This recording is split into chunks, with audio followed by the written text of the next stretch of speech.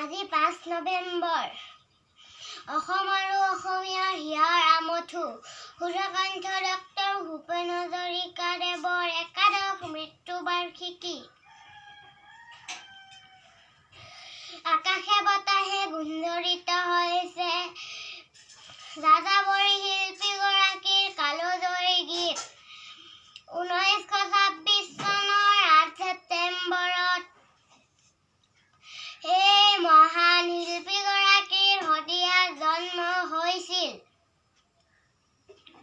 এখেতৰ পিতৃৰ নাম আছিল নীলকান্ত হাজৰিকা আৰু মাতৃৰ নাম শান্তিপ্ৰিয়া হাজৰিকা।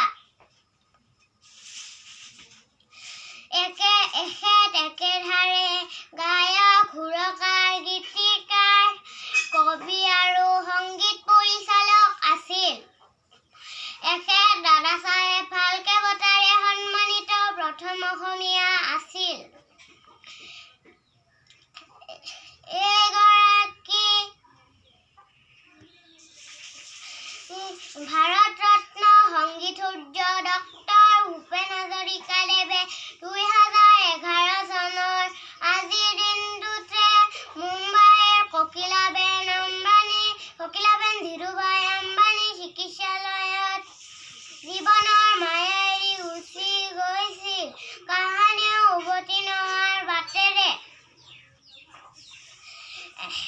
তেখেতৰ